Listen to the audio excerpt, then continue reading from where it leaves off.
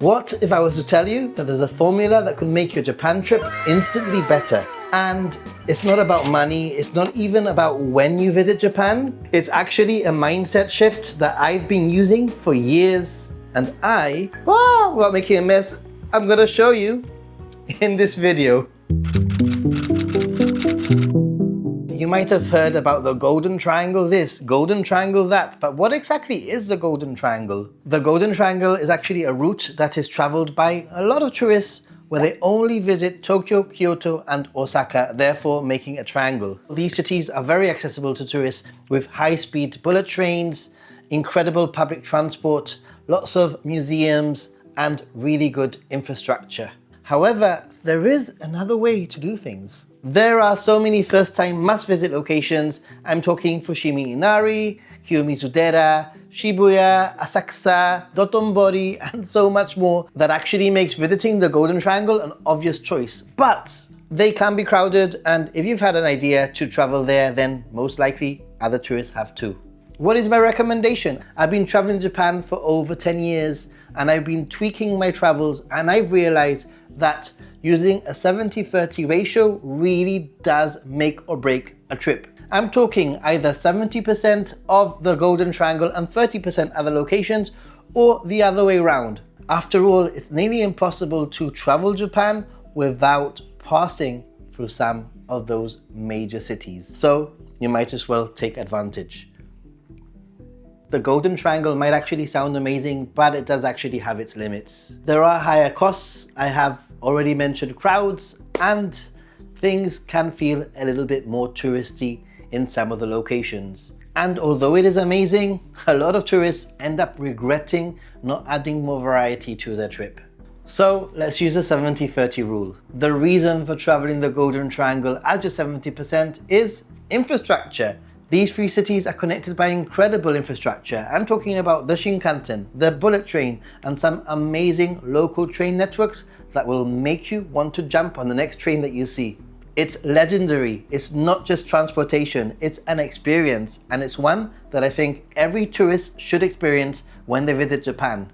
Another reason for traveling through the Golden Triangle is language barrier. There can be a language barrier away from these three cities, and these three cities are the ones that are best set up for international tourists with the most English-friendly locations. And let's not forget about the iconic factor, because the Golden Triangle, it holds about 90% of the images and videos that you've seen online and in movies.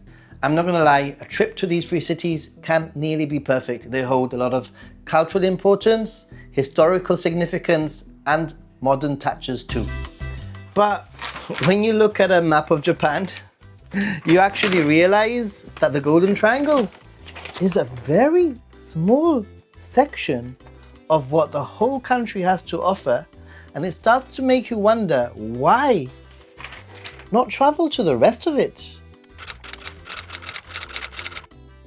So the 70-30 ratio, 70% Golden Triangle, 30% rural locations.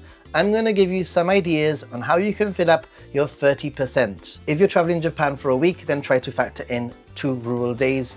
If it's 10 days, then 3 rural days. And if it's 2 weeks, then 4. And you can do this in multiple ways, either basing yourself in one of the main cities and doing day trips away, or actually my preferred choice, which is moving and staying overnight in some of these locations. If you're basing yourself in Tokyo, then consider visiting locations like Aizo Wakamatsu a little bit further north, Sendai, Morioka. These are all accessible as day trips, but make for excellent overnight locations. And if you prefer doing the day trip option, then I've put a whole video out about it from Tokyo. However, some of my favorites include Hakone, Nikko, Ashikaga, Fujikawa Guchiko, and so much more.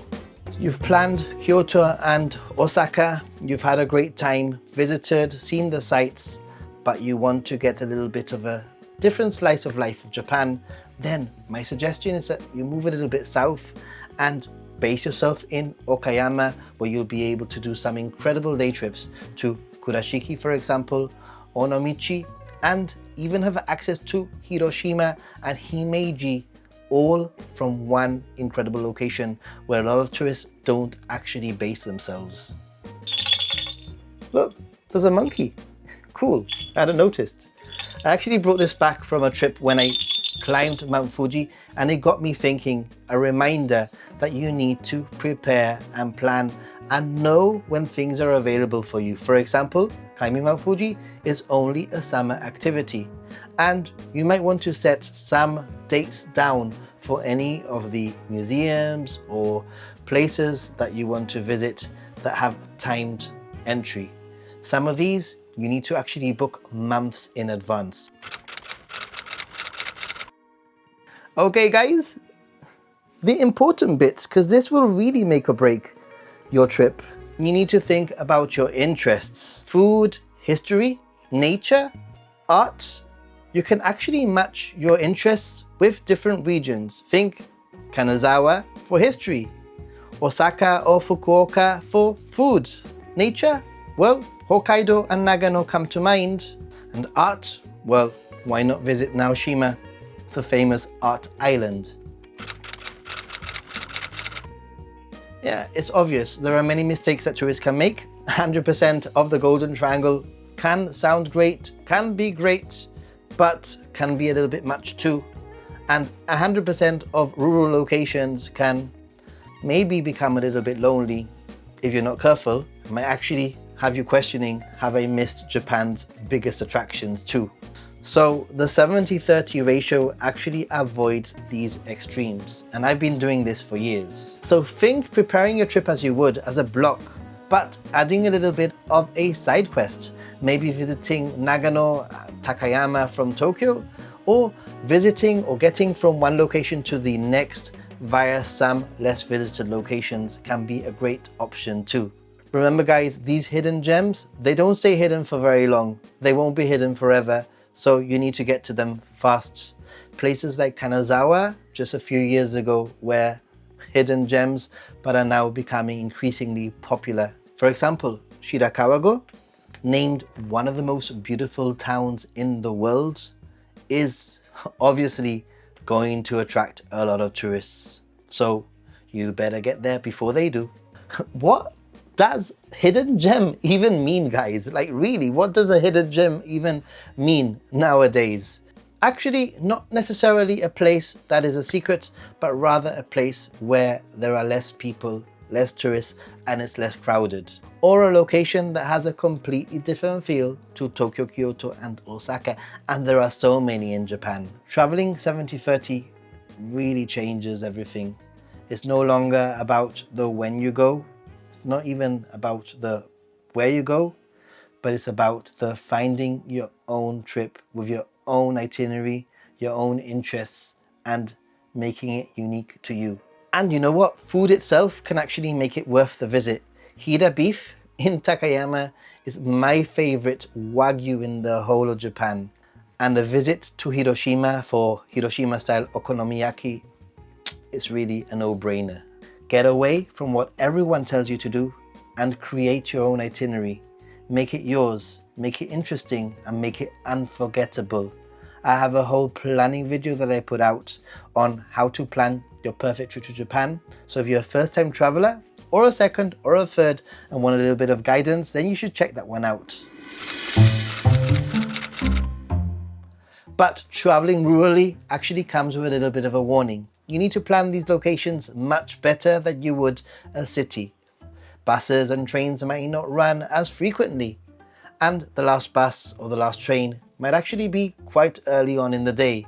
So you most definitely don't want to be stuck in the middle of nowhere, eating at restaurants or going to izakayas, and you might find that there are no foreign menus and everything is in Japanese, which is why I actually use Sakura Mobile to Google Translate and make sure that I'm not lost when I'm traveling around these locations, checking on the last bus, last train, etc. There's an affiliate link here if you're interested, helping out the channel for something that you are probably going to get anyway.